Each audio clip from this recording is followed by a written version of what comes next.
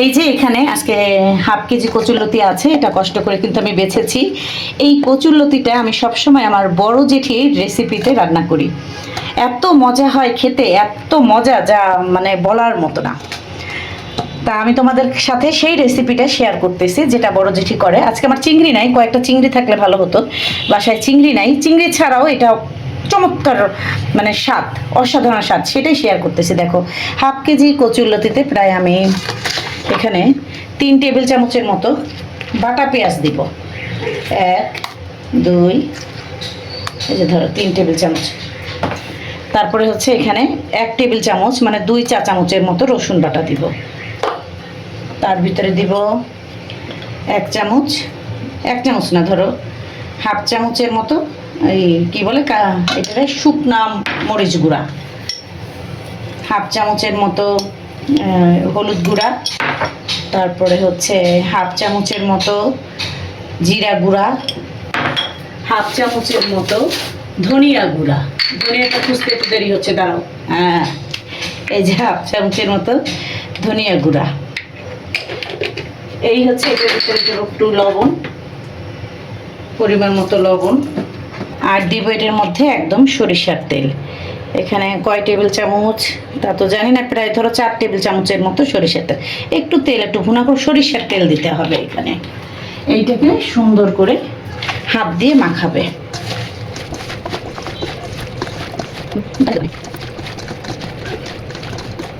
তাদের কাছে সময় আছে, তারা এটাকে একদম মানে আধা ঘন্টার জন্য এভাবে ঢেকে রাখবে। আর আমার কাছে সময় নাই, আমি একবারে চড়াই দিচ্ছি। কড়াই গরম করে আমি কিন্তু একবারে এটাকে চড়াই দিচ্ছি।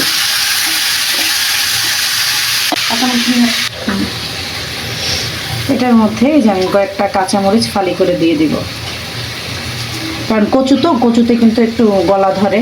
আর আমাদের যেহেতু অ্যালার্জি আছে, আমাদের একটু মানে যারা সুস্থ স্বাভাবিক, যাদের অ্যালার্জি নেই তাদের তাদের ধরে না, কিন্তু আমাদের একটু সেগুলি ধরে যায়।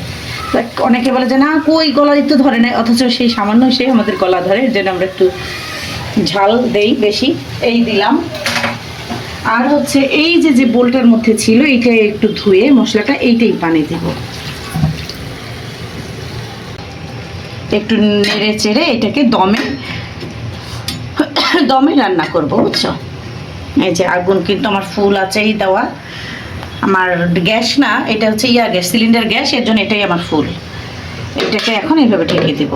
এইটাই মাঝে মাঝে একটু উল্টে পাল্টে দিব, আমি তোমাদের দেখাচ্ছি কিভাবে হয়ে যাওয়ার পরে। এই যে আমি কয়েকবার আগে নাড়া দিয়েছি, দেখো এত সুন্দর একটা গন্ধ বেরোইছে, বলার মতো না। এরকম হবে, এরকম খুব নাড়ান যাবে না, শুধু ধরে এরকম উল্টাতে হবে, আবার এদের ধরে উল্টাতে হবে। তো সিদ্ধ হয়ে গেছে, এখন আমি একটু ভাজা ভাজা করব, কিন্তু খুব নাড়ান যাবে না, তাহলে কিন্তু এটা ভেঙে একদম গুড়ি গুড়ি হয়ে যাবে।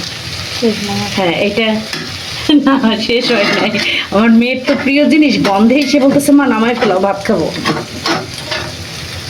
দেখছো ওর মুখ দিয়ে লোল পড়তেছে, এটাই কি একটা কথা বলতেছে, আমার মুখ দিয়ে লোল পড়তেছে। ওর খুব প্রিয়, ওকে যদি আমি প্রতিদিন এটা করে দিই মানে ও মনে হয় প্রায় 2 প্লেট ভাত খাবে।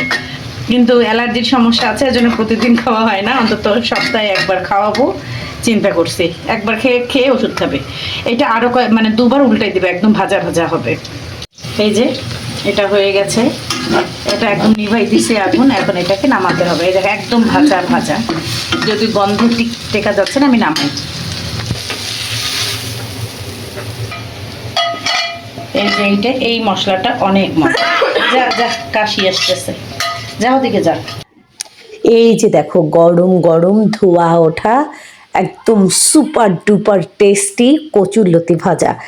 এর উপর দিয়ে কয়েকটা যদি বড় বড় চিংড়ি দেওয়া থাকতো, দেখতে কিন্তু আরো ডেলিসিয়াস এবং ইয়াম্মি হতো। তবে এটাও কিন্তু খেতে কিন্তু দুর্দান্ত স্বাদ। আমি আগেও বলেছি, তোমরা এই রেসিপিতে বাসায় করে দেখো, দেখো যে কি পরিমাণ মজা এবং কি পরিমাণ স্বাদ লাগে।